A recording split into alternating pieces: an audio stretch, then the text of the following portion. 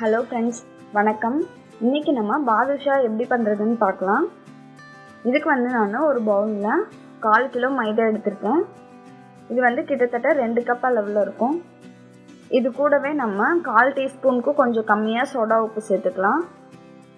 2 teaspoon சர்க்கரை சேர்த்துக்கோங்க. நம்ம சர்க்கரை சேர்க்கறதுனால பாதுஷா நல்லா ப்ரௌன் கலரில் வரும். சர்க்கரை சேர்க்கல அப்படின்னா கொஞ்சம் கலர் லைட்டாக தான் இருக்கும். ஸோ அதனால கொஞ்சமாக சர்க்கரை சேர்த்துக்கோங்க. இப்போ இதில் நம்ம ஒரு பிஞ்ச் அளவுக்கு உப்பு சேர்த்துக்கலாம். இது எல்லாத்தையும் நல்லா மிக்ஸ் பண்ணிக்கோங்க.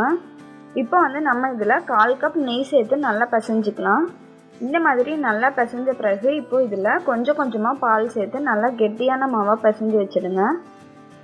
நான் பார்த்தீங்க அப்படின்னா இதில் அப்ராக்சிமேட்டாக ஒரு 150 ml அளவுக்கு பால் சேர்த்துருக்கேன். மாவு நல்லா கெட்டியாக பிசைஞ்சுக்கோங்க. மாவு சாஃப்டாக இருந்துச்சு அப்படின்னா பாதுஷாக்குள்ளே லேயர் வராது. இந்த அளவுக்கு உங்களோட மாவு கெட்டியாக இருக்கணும். இதை ஒரு 30 நிமிஷம் அப்படியே வச்சிடலாம். அடுத்ததாக நம்ம சுகர் சிரப் ரெடி பண்ணிக்கலாம். ஒரு பாத்திரத்தில் 2 கப் சுகர் எடுத்துக்கோங்க.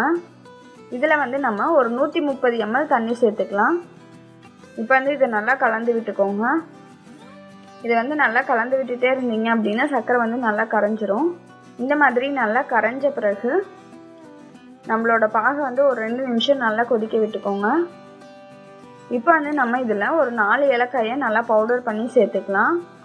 கூடவே பாகை கிறிஸ்டலைஸ் ஆகாமல் இருக்கிறதுக்காக ஒரு 10 சொட்டு அளவுக்கு லெமன் ஜூஸ் சேர்த்துக்கோங்க. இதை நல்லா மிக்ஸ் பண்ணிவிட்டு நம்ம ஸ்டவ் ஆஃப் பண்ணிடலாம்.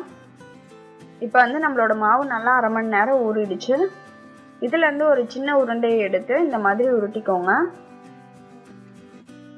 இப்போது நம்ம விரிசல் உள்ள இடத்துல லைட்டாக ஒரு ப்ரெஸ் பண்ணிக்கலாம். இன்னொரு சைடு திருப்பி இதே மாதிரியே இந்த சைட்லேயும் இந்த மாதிரி ப்ரெஸ் பண்ணிக்கோங்க.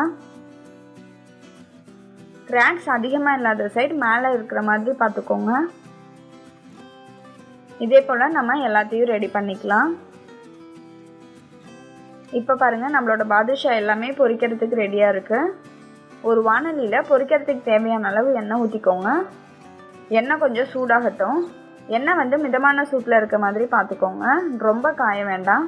ரொம்ப எண்ணெய் காஞ்சிருச்சு அப்படின்னா பாதுஷா உள்ளே வேகாது. வெளியில் மட்டும் சீக்கிரமாக ப்ரௌன் கலர் வந்துடும். அதனால மிதமான சூட்டில் தான் இருக்கணும். இப்போ நம்ம பாதுஷாவை போட்டு பொரிச்சு எடுத்துக்கலாம். இந்த சமயத்தில் நம்மளோட பாகு கொஞ்சம் சூடாக இருக்கிற மாதிரி பார்த்துக்கோங்க. அதனால நான் அடுப்பில் வச்சு கொஞ்சம் சூடு பண்ணிக்கிறேன்.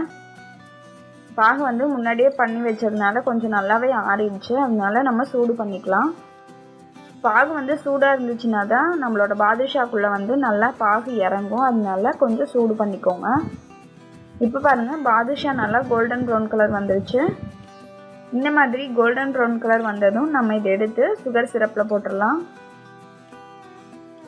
பாதுஷா சுகர் சிரப்பில் ஒரு 5 நிமிஷம் ஊறினா போதும். 5 நிமிஷத்துக்கு அப்புறமேட்டு நம்ம வேற ஒரு பிளேட்டில் மாற்றிடலாம்.